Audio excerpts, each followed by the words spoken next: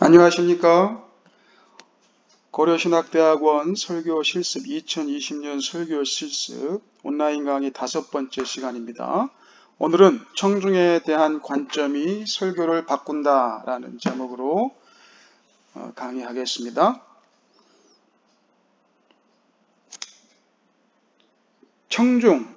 청중은 무시할 수 없는 설교의 중요한 요소입니다. 설교에 많은 요소가 있죠. 설교에 가장 중요하게 여기는 우리가 텍스트, 그리고 그 성경 본문을 또 해석하고 전하는 설교자, 그리고 청중입니다. 그러나 그것보다 더 중요한 것은 사실 그 모든 것을 주관하시는 하나님이라고 제가 말씀드렸죠. 그러나 이 청중은 무시할 수 없는 설교의 중요한 요소입니다. 설교학적 관점에서 이 설교학을 크게 두 가지로 나눕니다. 하나는 메시지 중심 혹은 설교자 중심의 설교가 있다. 그래서 preacher-centered preaching 또는 message-centered preaching이라는 이 설교 한 큰 이 카테고리가 있고요. 그 다음에 거기에 좀 반대되는 개념의 청중 중심의 설교화, audience-oriented preaching 이렇게 둘로 크게 나눕니다. 설교학자들이 그렇게 나눕니다. 소위 그래서 메시지 중심 설교는 우리가 말하는 전통 설교학입니다. 전통 설교학. 청중 중심 설교는 소위 신설교학입니다. 그러니까 homiletics 그리고 new homiletics. 그래서 homiletics 전통 설교학은 메시지 또는 설교자를 중요시 여기고 거기에 초점을 두고, 신설교학에서는 청중 중심의 설교학이라 할 정도로 청중에게 강조점을 둡니다. 여러분의 설교는 이 둘 중에 어디에 포함됩니까? 여러분의 설교는 한번 생각해 보세요. 메시지 중심, 청중 중심에서 여러분의 설교는 어디쯤에 와 있습니까? 요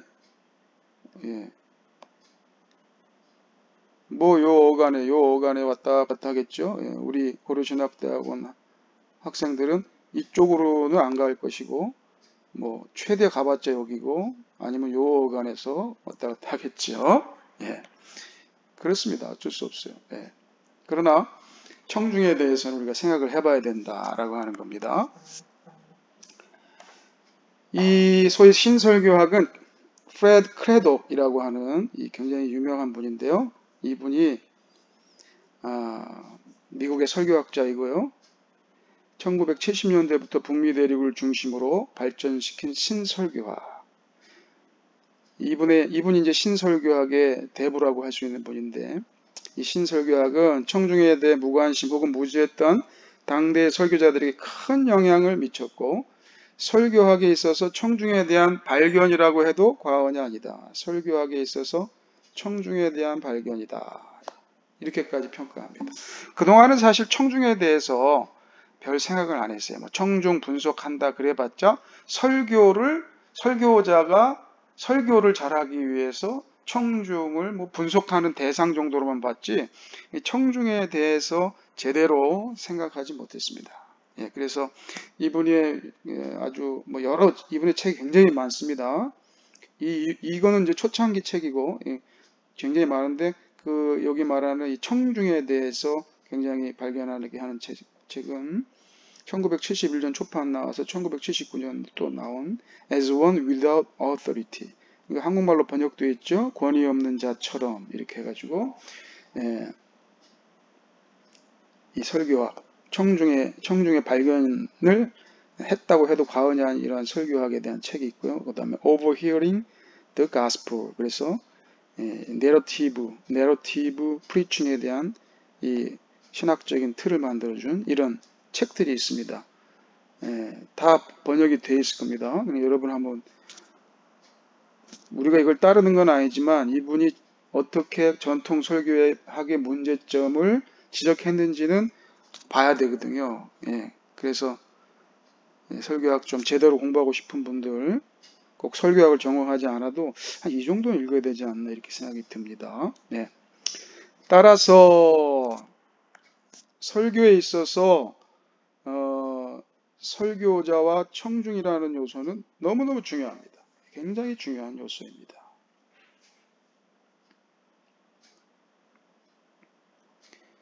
자, 그런데 중요하긴 중요한데 이 청중을 과도하게 중시할 때 생기는 문제점들이 있어요. 예. 그래서 이미 이런 1970년대에 이 북미 대륙을 중심으로 한 이런 신학들이 사실은 아까 위에서 얘기했듯이 뭐라 그랬어요? 예. 청중 중심 설교, audience oriented preaching. 그동안은 청중을 너무 몰랐으니까 청중이 근데 중심이 돼버리면서 문제점들이 사실 생겼습니다. 예. 청중이 중요하긴 하지만 청중이 중심이 돼버리니까 문제점이 생겼어요. 무슨 문제점이 생겼느냐? 결론부터 말씀드리면 청중은 기본적으로 소비자이고 그 다음에 오늘날 이 시대의 소비자가 왕이기 때문에 이 청중 중심의 설교가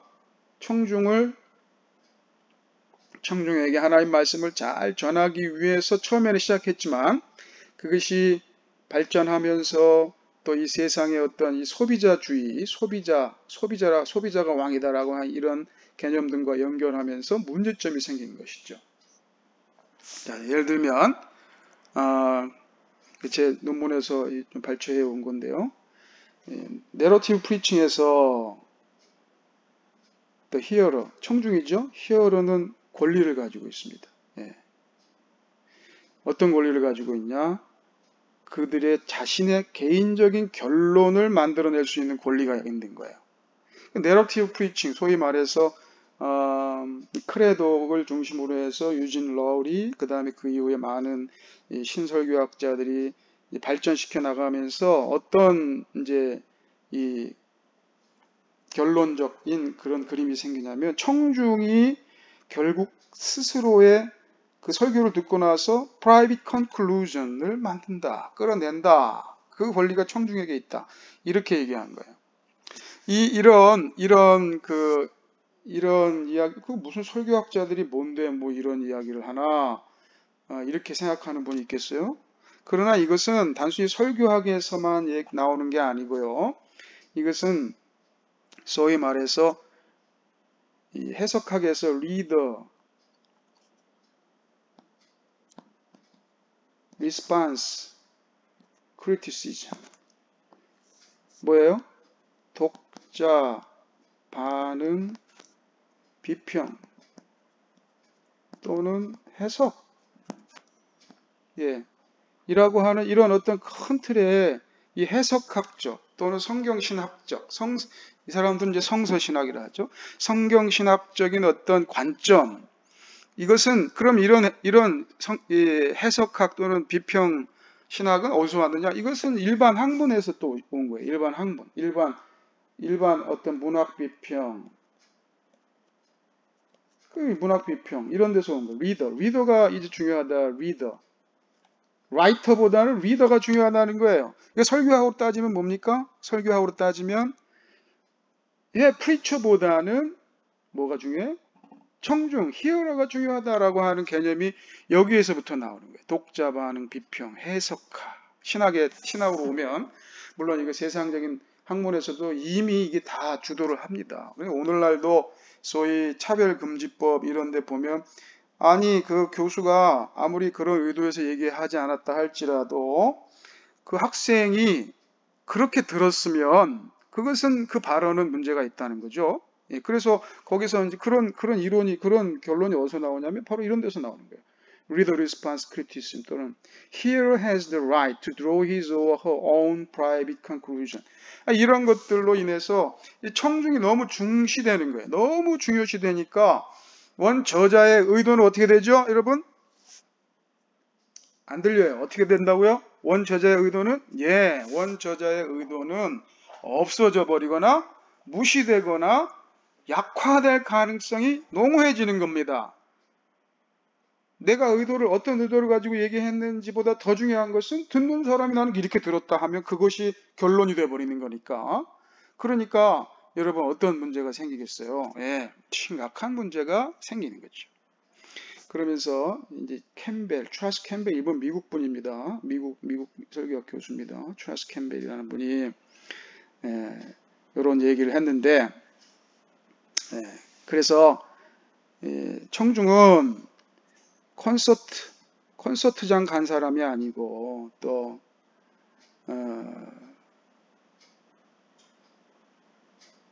컨슈머가 아니고 콘서트 관객 구경하러 간 사람이 아니고 또 이 소비자가 아니에요. 그래서 그러면서 이제 캠벨이라는 분이 이 청중이 the concept of consumer, 청주 소비자라고 하는 이 개념은 성경보다는 아메리카니즘에 가깝게 보인다. 그러니까 이것은 성경에서 나온 개념이 아니고 소비자로서의 이건 이제 독자 반응 비평 여기에서 다 이제 소비자로 이렇게 온 겁니다. 이 설교학에서 이 소비자로서의 청중의 개념은 성경에서 따온 게 아니고 아메리카니즘이라고 하는 어떤 이 세상적인 문화에서 따온 것이다. 그러면서 제가 이렇게 결론을 했어요. Driven by such an Americanism. 이런 이 성경이 아닌 어떤 다른 세속적인 이 세상의 가치관에 의해서 주도되어지는 거. The hero of narrative preaching. narrative preaching에서 이 hero는 may become a consumer who wants a preaching event that is bigger and better. bigger and 크고 더 좋은 것을 원하는 어떤 소비자들에 의해서 이 주장되는 거죠. bigger and better라고 하는 이 아메리카니즘의 가치, 정신입니다. 미국 사람들 욕하는 건 아닙니다. 아메리카니즘, 미국에서만 있나요? 뭐 전 세계에 이 아메리카니즘, bigger and better라고 하는 이런 개념이 전 세계를 주도하죠. 여러분도 주도하잖아요. 교회도 bigger, 큰 교회가 좋고 and better, 뭐든지 better, 뭐가 better인지는 모르겠지만 bigger and better가 좋죠. bigger and 햄버거도 bigger and better가 좋고 집도 bigger and better가 좋고 교회도 bigger and better가 좋다라고 하는 이런 개념. 이런 개념이 이제 이 소비자주의의 정신이고 이것이 설교 자칫 잘못하면 이 narrative preaching, 이 신설교학의 다 그렇다는 게 아니에요. 실제 책을 읽어보면요. 여기 크레독의 이런 as one without authority 이런 거 꼭 읽어봐야 돼. 너무 학문적으로나 또는 신학적으로 통찰력이 있어요. 그런데 이것을 너무 강조하다 보니까 자기도 모르게 어떻게 된다는 거예요? 자기도 모르게 독자를 강조하고 청중을 강조하다 보니까 라이터와 그 다음에 프리처의 의도와 또 텍스트의 어떤 미닝을 완전히 약화시키는 그런 결과를 가지고 오고 오히려 어떤 게 다스린다? 아메리카니즘 또는 bigger and better의 가치가 설교 전체를 주장하게 될 수 있다라는 것이죠. 그러므로 그래서 여기서 이제 소비자로서의 청중 이것은 여러분 흔히들 이제 보통 어떤 유명한 목사님도 그런 얘기 했는데 설교를 이야기하면서 설교를 요리에 빗대고 그리고 교회를 음식점에 빗대고 그 다음에 설교자는 그런 거예요. 요리사. 그러면 청중은 뭐예요? 손님. 이런 식으로 설명하면서 아주 영향력을 미쳤던 분들이 많아요. 그래서 설교자가 요리사가 음식점을 차려야 돼. 그리고 좋은 재료들을 어디 잘 해다가 요리를 잘 만들면 어떻게 한다? 손님이 온다는 거예요, 손님이. 그러니까 뭐 요리가 맛이 없으면 손님이 안 온다는 거예요. 요리가 맛있어야 손님이 와. 가끔 안 올 때는 음식점 몫이 안 좋아, 몫이. 그러니까 자리를 바꿔야 돼. 이런 식으로 하면서 얼마나 사실은 나도 모르게, 우리도 모르게 이런 소비자주의로서의 또는 뭐 이게 이제 이 찰스 캠벨 같은 분은 이게 아메리카니즘이라 그랬거든요. 아메리카니즘의 관점에서의 이런 잘못된 청중에 대한 관점이 우리의 설교를 지배하고 있는 거예요. 예, 그러니까 어떻게 되겠어요? 이렇게 되면 어떻게 되겠어요? 이렇게 되면 중요한 건 뭐야? 이렇게 되면 중요한 건 요리사예요, 요리사. 중요한 건 요리사. 어떤 요리사, 어떤 주방장. 그래서 주방 요즘에 TV에 얼마나 이 셰프들이 히트 스타가 됩니까? 요리사가 어떤 뭐 재료도 요리사가 고르는 것이고, 예, 예. 그리고 요리사가 만드는 것이고, 음식점 이 초이스도 위치도 요리사가 정하는 것이고, 결국 요리사가 주인공이 되는 거예요. 설교자 중심의 이 설교학으로 다시 돌아가게 되는 이런 참 아이러니가 생기는 거예요. 자기들은 어떻게 돼요?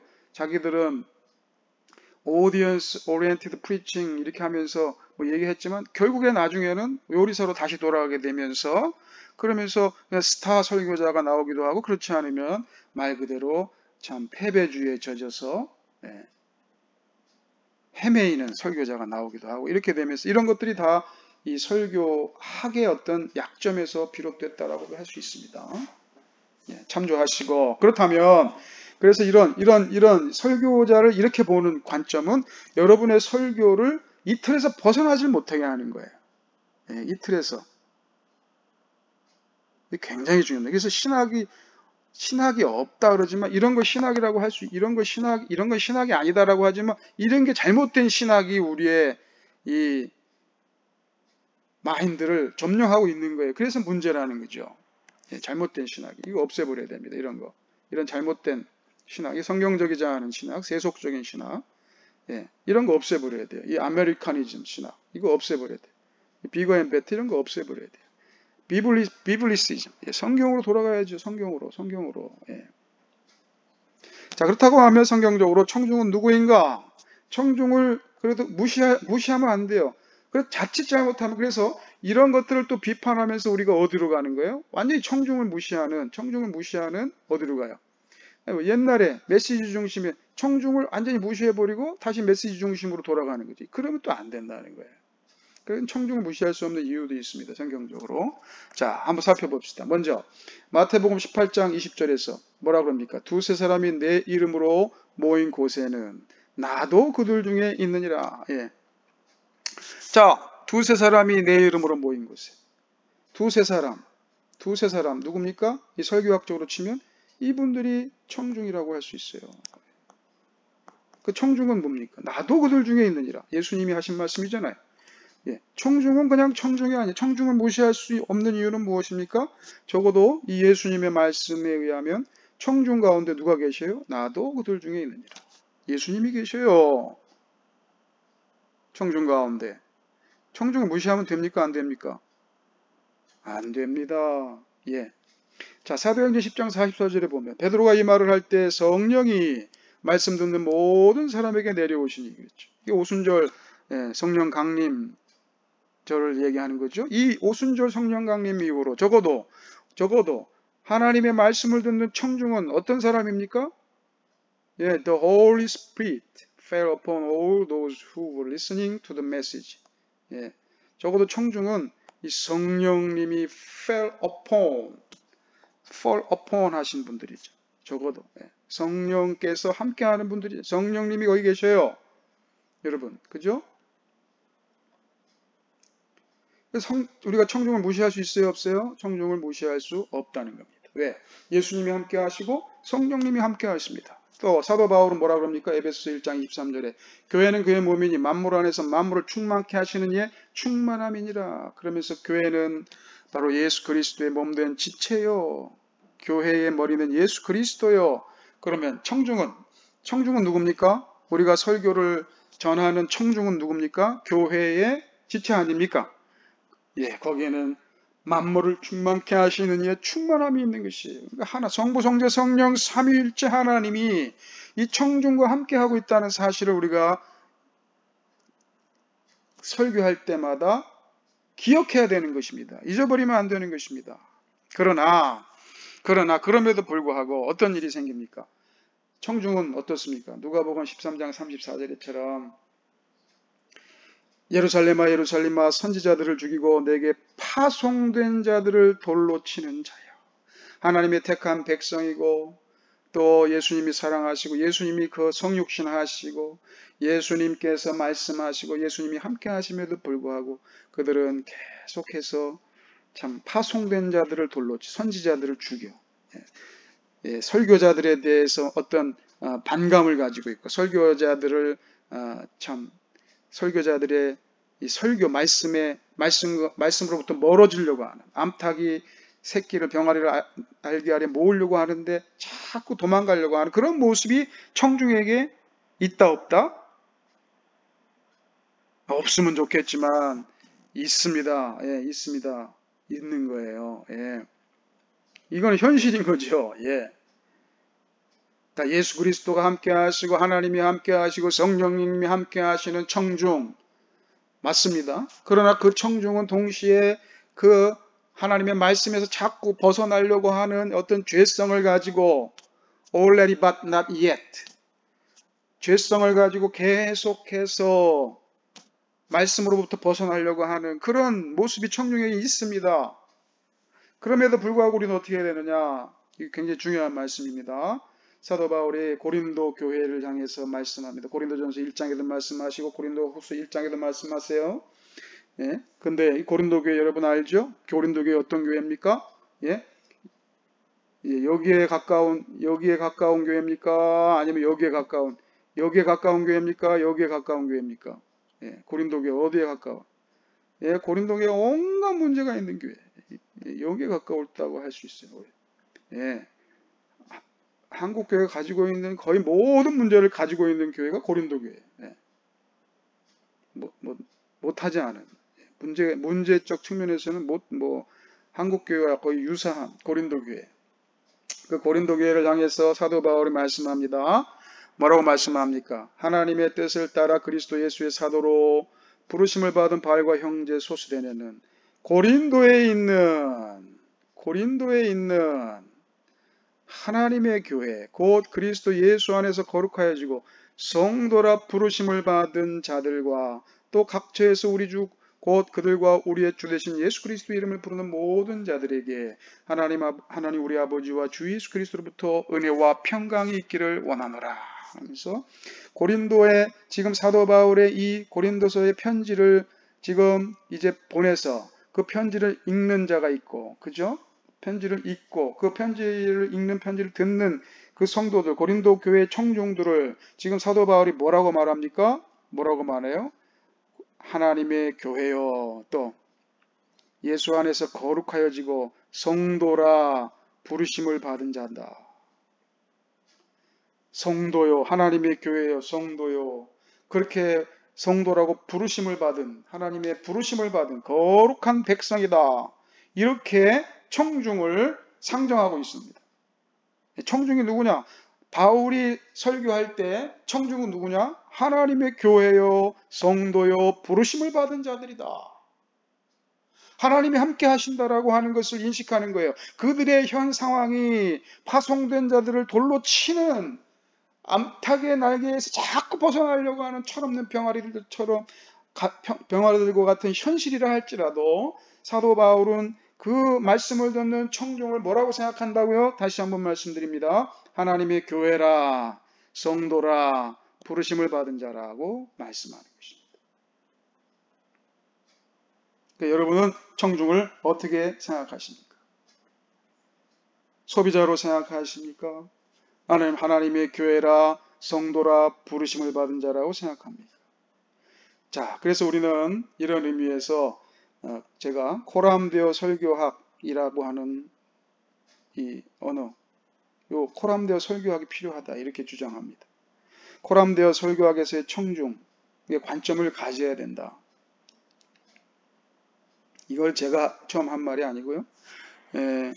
독일의 설교학자 루돌프 보렌이라는 분입니다. 참 유명하신 분인데 우리 진영에서는 조금 잘 몰라요. 예. 그러나 알 사람은 다 아는 분이죠. 루돌프 보렌이 여러 가지 책을 썼지만 그 중에서도 가장 영향력 있는 책은 프레딕트 레레, 독일 말로 하면 설교 강좌 이렇게 했는데 우리나라 말로는 설교학 원론 이렇게 일부만 번역됐습니다. 일부. 이 책이 굉장히 방대한 책인데 그 중에서 한 일부 이론편만 번역이 돼 있어요. 근데 문제는 뭐냐면 요거 번역하신 분이 이 기장 출신 신학자예요. 그래가지고 번역할 때 그 번역 용어를 전부 요 기장 측 용어로 번역을 했어요. 그래가지고 우리가 읽기가 힘들어요. 그러나 요 predict rele 요거는 영어로 또 번역이 안 돼 있어요. 영어로 번역이 안 돼 있어서 독일어로 보면 이것은 말 그대로 뭐 루터와 종교 개혁자들의 이 어떤 그 라인에서 굉장히 개혁주의 신학의 관점을 많이 포함한 그런 아주 통찰력 있는 책인데 이 처음에 번역한 분이 기장 신학 용어로 번역을 해서 한신대에서 번역을 해가지고 우리가 많이 안 읽어요. 예. 안타깝습니다. 사실은 굉장히 좋은 책입니다. 아주 방대하고. 그런데 하여튼 이분이 뭐라 그랬냐면 이거 여기 이 내용을 보면 알아요. 뭐라 그랬냐면은 우리의 설교를 듣는 제1청자 their erst hearer 영어로 하면 the first listener 제1청자가 누구냐? 바로 삼위 하나님이라는 사실을 깨달을 때 가능하다. 예. 아, 이게 놀라운 통찰 아닙니까? 청중이 누구냐라고 할 때 우리가 놓치고 있는 부분이에요. 성경적, 세속적, 아메리카니즘에 근거한 청중이 아니라 성경이 말하는 청중에서 놓치고 있는 것은 제일 청자가 누군? 제일 청자는 바로 삼위 하나님이라. 맞죠? 예, 이게 우리 신학과 맞는 말이죠? 예, 소비자주의, 손님으로서, 소비자로서의 청중이 아니라 이 청중과 함께 하시는 하나님. 성도로서의 청중, 하나님의 교회로서의 청중, 부르심받은 자들로서의 청중, 하나님이 모으고자 하는 암탉의 날개 아래 모으고자 하는 하나님 백성으로서의 청중, 이것이 성경적이지 않습니까? 예. 설교자는 청중 앞에 설교하기에 청중을 의식할 수밖에 없다. 그러나 청중 가운데 하나님이 계신다. 이걸 아셔야 됩니다. 청중을 의식 안 한다고 하는 말도 거짓말이죠. 예.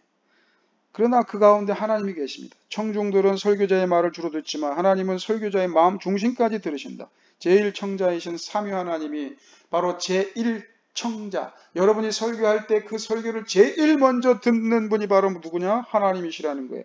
그분은 여러분의 마음, 여러분의 로고스도 듣지만 에토스도 듣고 파토스도 듣고 여러분의 그 영적인 마음의 중심까지 들으시는 분이다. 이런 점에서 설교자는 청중을 무시하면 안 됩니다. 설교자 중심 설교학에서 자칫 놓칠 수 있는 부분이 바로 이 부분이에요. 예. 전통적인 설교자 중심 설교학에서는 뭐라고 합니까? 설교자는 하나님께 받은 말씀을 전하면 그만이다 라고 생각하므로 청중의 중요성을 간과합니다. 예. 설교자는 하나님께 받은 말씀을 전하면 그만이다. 이렇게 생각하는 경우가 많죠. 이게 또 굉장히 믿음이 좋다고 여기면서 착각하는 경우가 있는데 아닙니다. 그렇지 않습니다. 설교가 예배의 한 부분일진데 이건 또 다른 측면이지만 설교는 예배에서 일어나는 일이 있거든요. 예배를 벗어나서는 설교가 설교일 수 없어요. 강의가 될 수는 있을지 모르나 그런데 부분일진데 설교자가 성경을 통해 하나님께 받은 말씀을 전할 때 하나님 그 예배 가운데 청중 가운데 계신다. 이걸 인식하셔야 된다. 청중에 대한 관점이 바뀌어야 된다 이거예요. 성부, 성자, 성령, 삼위일체 하나님께서 청중 가운데 그 공동체와 함께 계시기 때문에 청중이 중요합니다. 그렇다고 사람의 눈치를 보며 청중에게 지배당할 필요가 없어요. 왜 그렇습니까? 청중이 중요하다 그래서 우리가 사람의 눈치를 보며 소비자를 만족시키기 위해서 소비자의 입맛에 맞는 음식을 내기 위해서 그렇게 눈치를 볼 필요는 없어요. 왜? 우리의 제1청자는 성령님이시기 때문이다 이 말이에요. 하나님이 보실 때 그래 네가 내 마음을 잘 전하는구나. 네가 나의 말에 순종하여 설교하는구나 라는 평가를 들으면 되는 것이 이게 제일 중요한 평가입니다. 물론 이렇게 평가를 들을 때 어떻게 합니까? 물론 성령님이 감동하시면 성령의 전인 성도들도 감동하고 순종한다. 성령이 임하신 하나님의 백성들 성령으로 말미암지 아니하고는 아무도 예수를 주라 시인할 수조차 없기 때문에 예수를 믿는 그리스도의 백성들, 성령이 역사하고 감동하고 임해 있는 하나님의 백성들이 성령님이 감동할 때 감동 안 하겠냐 이 말이에요. 그러므로 우리는 누구 눈치 보면 돼요? 하나님 눈치 보면 됩니다. 설교자들은 하나님 눈치 보면 됩니다. 그렇다고 청중을 무시하라는 것이 아니에요. 그 청중 가운데 계신 하나님, 그 하나님이 이 백성들을, 이 성도들을, 이 부름받은 자들을 어떻게 인도하기를 원하시는지 백성들과 청중과 함께 하시는 하나님의 눈치를 잘 보셔야 돼요.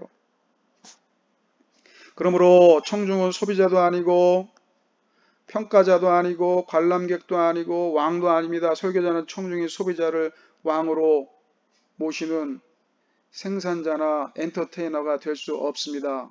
예. 이게 엔터테이너로서의 설교자가 상당히 우리의 이 마인드에 많이 들어와 있습니다. 예. 엔터테이너 아니라 이 말이에요. 요리사하고 비슷한 개념이잖아요. 예. 설교자와 청중은 모두 기본적으로 예배자이고 설교자와 청중 모두의 왕은 오직 주님뿐이시고 청중은 설교를 하나님 말씀으로 받으며 예배하고 설교자는 제1청자이신 하나님 앞에 설교함으로 예배한다. 여러분 이것을 여러분 깨달으시기를 바랍니다. 설교함으로 예배한다. 설교함으로 예배한다. 예? 설교함으로 예배하는 것. 설교함으로 예배한다. 우리가 설교를 어떤 예배가 끝난 다음에 하는 뭐 제2의 어떤 예배 프로그램이 아닙니다. 설교 자체가 하나님 앞에 예배. 청중은 말씀을 들으면서 하나님을 예배하고 설교자는 설교함으로 하나님을 예배해. 왜?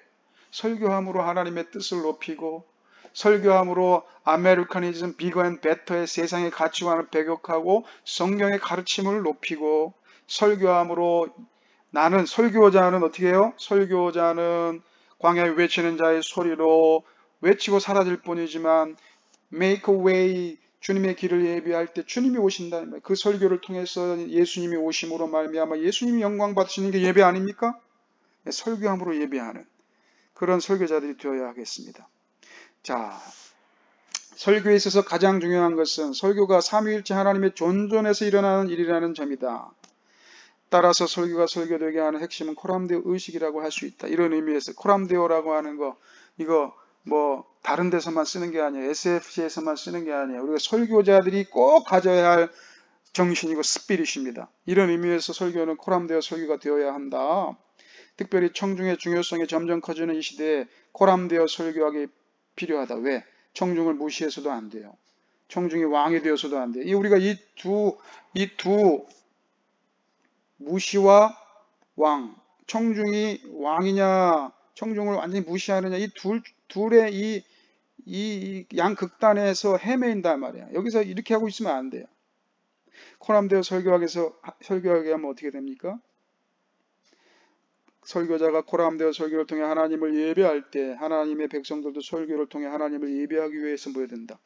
무시하는 것도 아니고 왕도 아닙니다. 우리는 누구를 청중과 함께 하시는 하나님을 예배하는 거예요. 청중과 함께 하시는 하나님 앞에 설교하는 거예요. 그 하나님 앞에 설교할 때 청중은 왕도 아니고 무시당하는 존재도 아니고 함께 하나님을 예배하는 예배자가 되고 하나님의 말씀의 전파자가 되고 말씀의 열매들이 된다 이 말이에요. 자, 마지막으로 제가 존경하는 어떤 목사님에게 물었어요. 목사님 은퇴하시기 며칠 전에 목사님 어떻게 하면 목회 잘할 수 있습니까? 그랬더니 그 목사님 뭐라 그러시는 줄 압니까? 한 5분 동안 식사하는 중이었는데 5분 동안 조용히 그냥 식사만 하시더니 저한테 그러더라고. 정말 알고 싶나? 그러더라고. 네, 그랬더니 목사님 뭐라 그러셨냐? 내가 평생 목회 사역 한 40여 년 담임 목사로만 한 40여 년 이상 목회하면서 보니까 교회도 이분은 이제 한 군데 계속 있었던 건 아니고 한 서너 군데 교회를 개척도 하고 부흥도 시키고 또 회복도 시켰던 분인데 이분이 뭐라 그러냐 그런 가운데 보니까 누가 목회 잘하냐면 교인을 잘 만나야 목회를 잘한다 이러더라고요. 그래서 제가 처음에 그 얘기 듣고 약간 실망 비슷하게 했어요. 왜? 아, 교인을 잘 만나야 목회 잘한다? 아, 틀린 말이 아니라 이 말이. 틀린 말이 아닌데 그러면 내가 할 일이 뭐냐 이 말이. 교인을 잘 만나야 목회를 잘하고 목회가 잘 되지. 혼자 애써서는 안 된다는 거죠. 예. 그러고 보니까 솔직히 말해서 여러분 우리 지금 신학생들 가운데 목회 잘하고 계신 분 있는지 모르겠어요. 아직 뭐 목회 부교육자 생활 하시는 분이 대다수일 텐데 여러분이 나중에 교회가 좀 잘 되고 부흥하고 하면 착각하지 마세요. 여러분이 잘해서가 아니라 교인들이 좋아서 그런 거예요. 겸손하셔야 돼. 그런데 이거 설교학을 공부하면서 저는 그 목사님의 말씀이 맞다는 생각을 들었어요. 왜? 보세요. 로마서 10장 17절. 굉장히 중요한 말씀인데. 그러므로 믿음은 어디서 난다? 들음에서 나며 들음은 그리스도의 말씀으로 말미암느니라 그랬어요. 자, 이 로마서 10장 17절 앞에 뒤 문맥에 보면 그리스도의 말씀을 전하는 설교자가 있습니다. 예, 복음을 전하는 자의 발이 어찌 그리 아름다운고 하면서 그리스도의 말씀을 전하는 설교자, 복음 전도자들이 있어요. 그러나 중요한 건 뭐예요? 믿음이 어디서 나요? 믿음이 어디서 나? 그리스도의 말씀을 설교자들은 그리스도의 말씀을 전하는 거지만 중요한 거는 그것이 어떻게 믿음으로 열매를 맺는다? 들음, 히어링으로 열매를 맺는다. 그럼 히어링 하는 분은 누구예요? 히어링의 주체는 누구예요? 예, 청중이죠. 우리 설교학 용어로 그냥 편의상 청중이라고 씁니다. 예, 하나님의 백성이지요. 성도지요. 예, 교회지요. 교인이지요. 여러분 착각하지 마세요. 믿음은 설교에서 나며 설교는 그리스도의 말씀으로 말미암느니라가 아니에요. 설교에서 믿음이 나는 게 아니야. 우리 설교자는 그리스도의 말씀에 집중하고 그리고 어떻게 해요?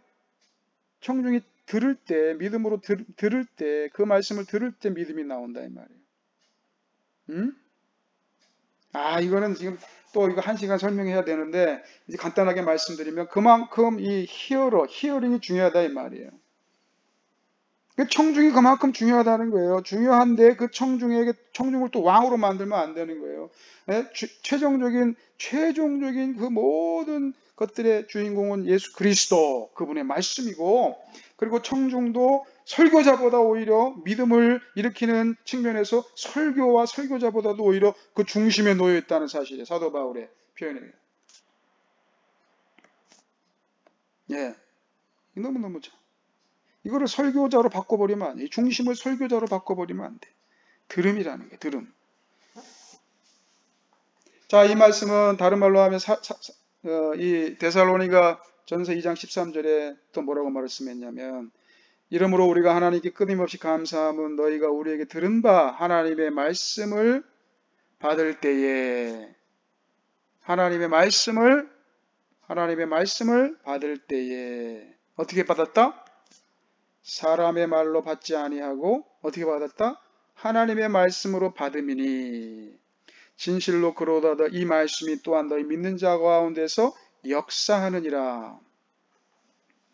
여기도 이거는 연결되잖아요. 자, 사도 바울과 바울의 동역자들은 하나님의 말씀을 전합니다. 사람의 말이죠. 바울 사람이잖아요. 바울이 하나님이 아니잖아요. 천사 아니잖아요. 바울이 사람인데 사람의 말로 하나님의 말씀을 전하는데 이 데살로니가 교회 교인들이 어떻게 받았다고요? 하나님의 말씀으로 받았다. 믿음은 들으면서 난다. 그랬더니 그 말씀이 너희 믿는 자 가운데서 역사했다. 말씀의 능력이 나타났다는 거예요. 그러니까 그 제가 존경하는 그 목사님 말씀이 맞더라고요. 어떻게 하면 목회 잘할 수 있느냐? 교인 잘 만나야 된다 이 말이에요. 그러면 설교학자로서 어떻게 하면 여러분 설교 잘하는 줄 압니까? 예? 청중을 잘 만나야 돼. 청중을 잘 만나야 돼. 잘난 척 할 것 없어요. 여러분 설교하면서 열매가 좀 있다. 여러분이 잘해서 그런 게 아니에요. 믿음은 들음에서 나는 거예요. 믿음은 설교에서 나는 게 아니에요. 설교자에서 나는 게 아니야. 그렇다고 하면 설교자들은 누구 눈치를 봐야 돼요. 그럼 어떻게 합니까? 설교자들은 어떻게 합니까? 내 힘으로 되지 않으니까 어떻게 해야 됩니까? 하나님의 말씀으로 사람의 말로 받지 아니하고 하나님의 말씀으로 받게 하는 거 어떻게 해야 됩니까? 예, 하나님을 의지해야 되지요. 기도해야 되지요. 성령님 의지해야 되지요. 그래서 설교는 뭐 10년 하고 20년 하고 설교의 기술을 다 배웠다고 해서 끝나는 문제가 아니에요. 끝까지 하나님을 의지하고 아버지께 기도하고 성령님을 의지하고 하나님의 능력을 의지하고 주님을 바라보고 주님을 찬송하고 그래서 우리의 목회, 그래서 저는 이렇게 합니다. 목회는 뭐냐? 성도들이, 교인들이 또는 성도들이 하나님, 사람의 말로 받지 아니하고 설교를 사람의 말로 받지 않고 하나님의 말씀으로 받을 수 있도록 그리스도의 말씀을 들을 수 있도록 훈련시키고 양육시키는 것이다. 이게 목회다. 저는 이렇게 생각합니다. 성도들로 하여금, 교인들로 하여금 설교를 사람의 말이 아니라 하나님의 말씀으로 받고 그리스도의 말씀을 들어서 믿음으로 살 수 있도록 그 성도들을 훈련시키고 양육시키고 사랑하고 기도함으로 하나님께 맡겨드리고 하면서 이 교인들이 말씀을 하나님의 말씀으로 받을 때 그때 목회가 풀리는 거 아니겠습니까? 그런 의미에서 여러분 청중에 대한 관점을 새롭게 하는 그런 귀한 시간이 되시기를 바랍니다. 또 실시간 온라인 강의 때 뵙겠습니다. 감사합니다.